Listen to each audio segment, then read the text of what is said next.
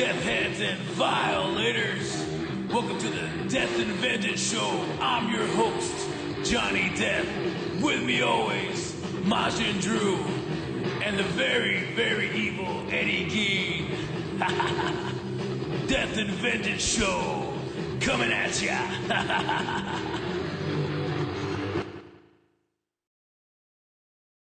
Mushi mushi, konnichiwa.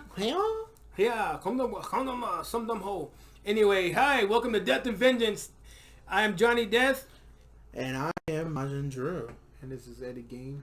The very stiffness himself. The Gruesome twosome and Jonny Deth back at you again. We're going to start something new on the show. We haven't done this before. This is our first one, so it's a historical event. You guys are privy to that, so congratulations. Mark this day on your fucking calendar. It's going to be the first ever Deth-N-Vengeance top 10. So we're going to do our top 10 Marvel Universe movies. And so this is just our opinion. Don't fucking...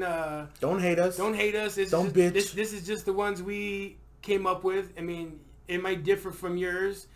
If they do, fucking throw us a comment, throw us a message or whatever, and let us know if we fucked up really bad on this. And you know what? If your comment is so good enough, you'll get a eat the fucking dick from us. Yeah, and we'll read it out. We'll be like, "Hi, Charlie from Wisconsin.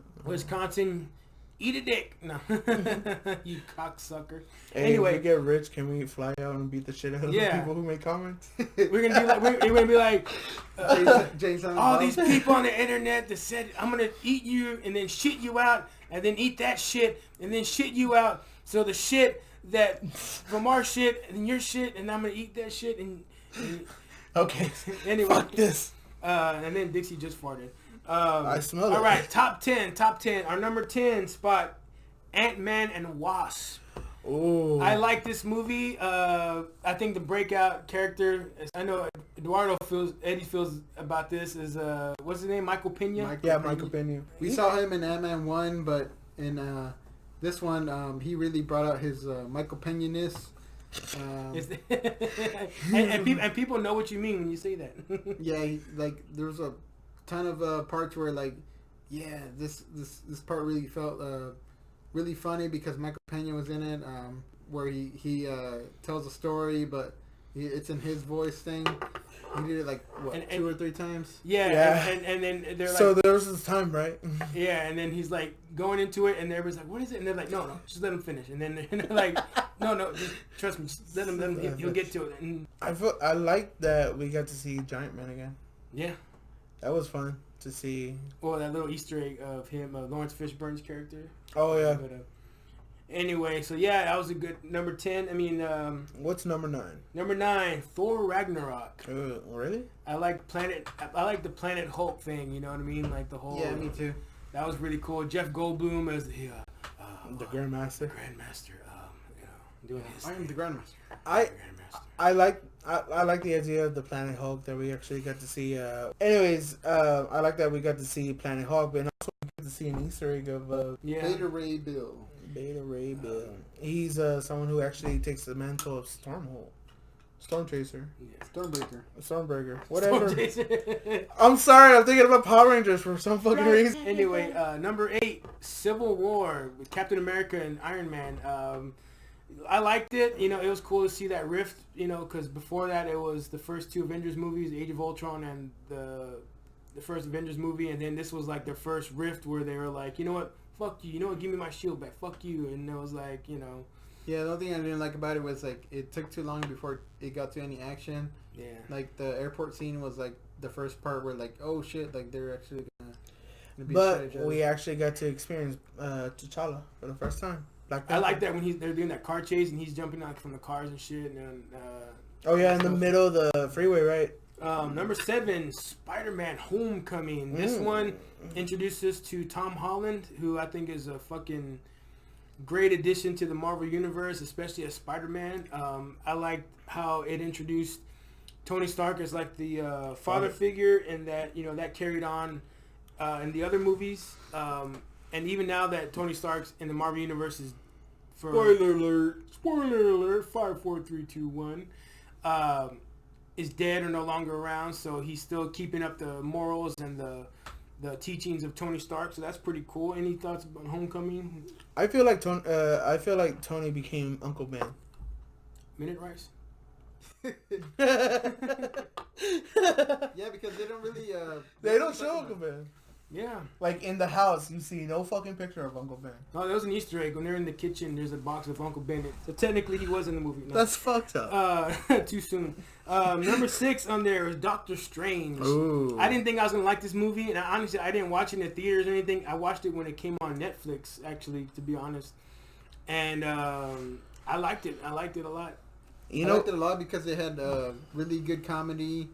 You wouldn't think that it would have any comedy at all because it was like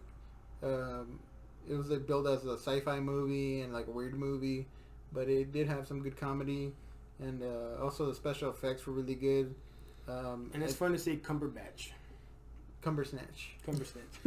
And Wong was pretty fucking hilarious when he listened to Beyonce.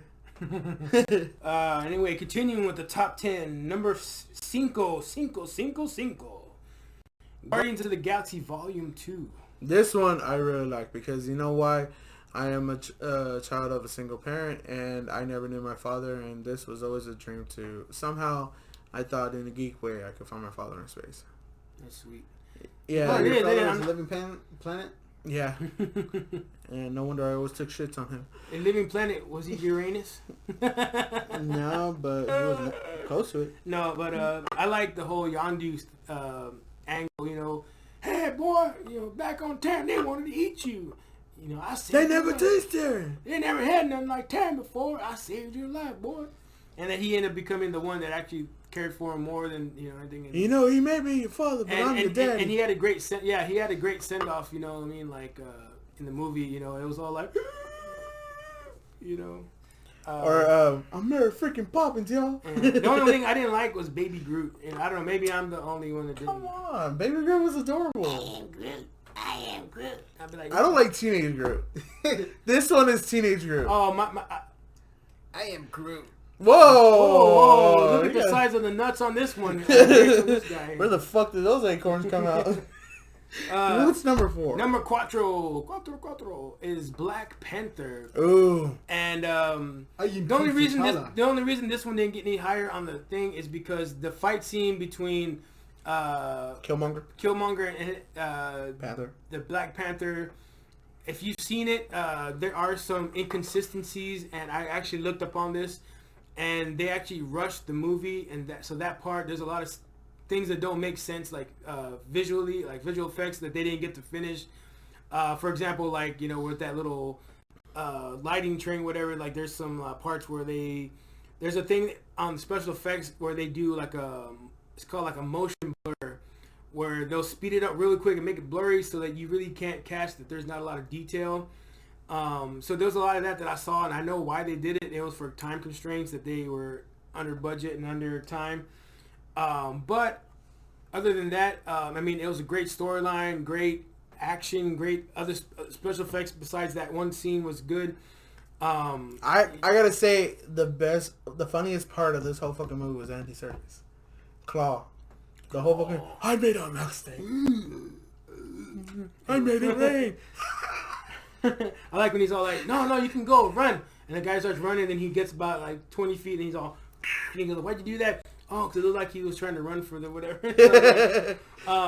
Number 3, Guardians of the Galaxy Volume 1, the one that shocked the world, because nobody is going to be honest and say, oh yeah, I knew about the Guardians of the Galaxy before.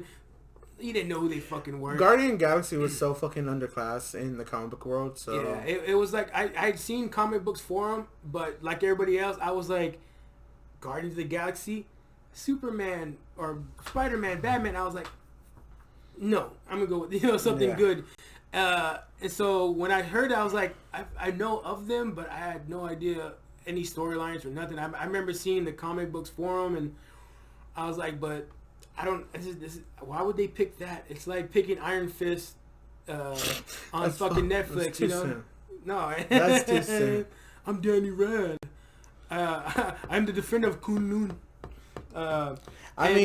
It was like But then it ended up being a fucking record-breaking movie that fucking just... It was a good musical, too. Yeah. My favorite... I mean, the one scene that did it for me was the fucking opening scene when Star-Lord's walking... Hey, what's the matter with your mind? And he grabs that little creature and he's all like, you look so divine, you know? And then from there, I was like, I'm going to like this movie. If the rest of the movie sucks dick, I was like, I'm just going to like it just because of that fun part. What were your original thoughts, Eduardo, when you first saw it? Well, like you said, like no one knew about like Guardians of the Galaxy, and then like the actual fans were like, well, I know about Guardians of the Galaxy, but I'm pretty sure they're not going to do it justice, and it turned out to be really good. They kept to a lot of the original plot points of Guardians of the Galaxy, Yondu and Rowan. Yeah. I think in the comic, Yondu was like a good guy, like right off the bat. Like he was one of the main characters. Yeah, he had that, and in the second one, they show him with that big ass crest. But in the original comics, he had that big old mohawk crest on there. And so I love that Stan Lee was a pimp in it. Even in another world, Stan Lee could get pussy. It was like pretty much like our first glimpse into like the outer space, like cosmic side of Marvel Universe. Oh, Nowhere was fucking beautiful. So and it introduces to the Howard the Duck collector, the new Howard the Duck that they say they're gonna do a new Seth Green. Yeah, so whoa, I'm a Howard the Duck. I don't eat gluten. But what I also liked about it was, the single parent angle. Again, yes, fucking teardrops, drop them. Single mom, she had cancer. That's what was horrible. But yeah, so that's why it was number 3 in our list. Number 2, The Avengers: Infinity Wars. This one started off the whole $1 billion weekend box office smashing, mind smashing. Marvel. It laid the smackdown. Yes, it introduced us to. Well, I mean, not introduced to.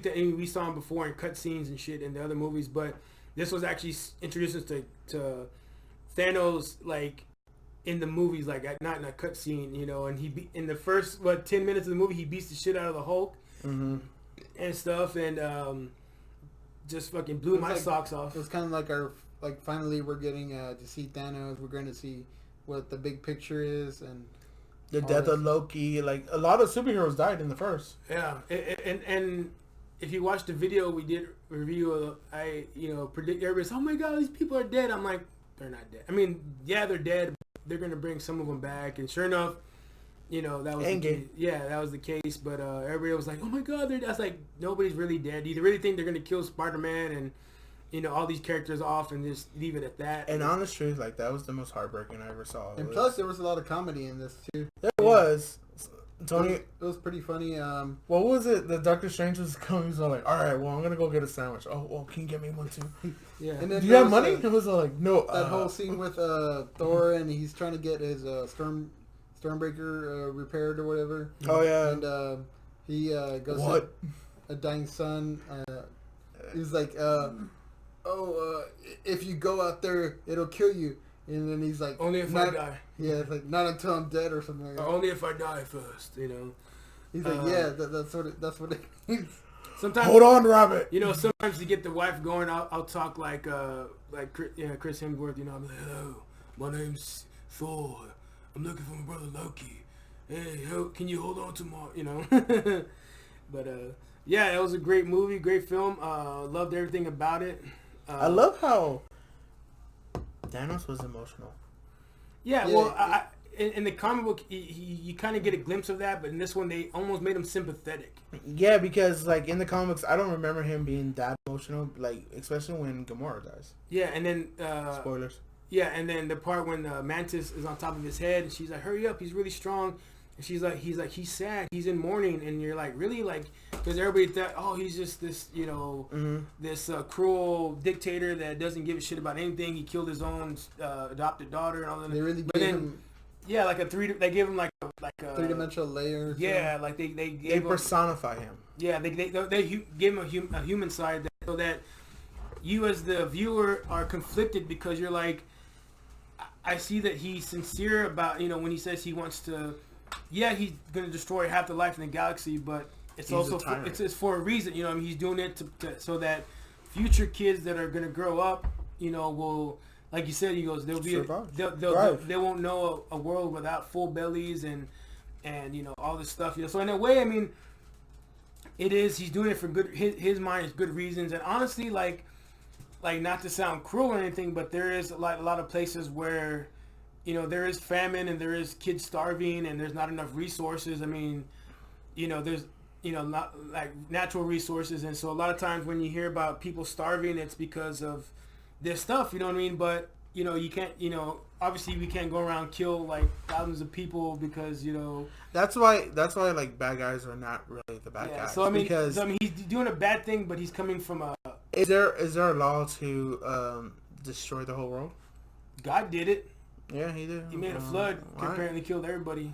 Fucking hell, fire from. So I mean, if we look at it in that aspect, Thanos was trying to play God because God did it because he was a dickhead and he wanted to kill all the whatever and stuff, and he was doing it to kind of save for the future because I mean honestly and then it makes people think that in a fucked up way it is true because what I mean, if they say there's 20 people at a table and there's like a pizza with 10 slices, obviously not everybody's gonna get a slice of pizza. So if you eliminate 10 of those people, then there's enough slices for everybody. You know what I'm saying? So I mean, that's like the whole basis behind his thinking, which is cruel. But then when people think about it, they're like, oh shit, well that kind of does make sense. And but no, we can't do that. And it's like, well, he's so I guess in a way, and that makes him brings out his human side, or humanity, morality. Yeah. And that kind of brings us into our next one. Oh, number one. Surprise, surprise! If you haven't guessed it by now, I'm gonna go hit you in the head with a tag camera because you're a fucking retard.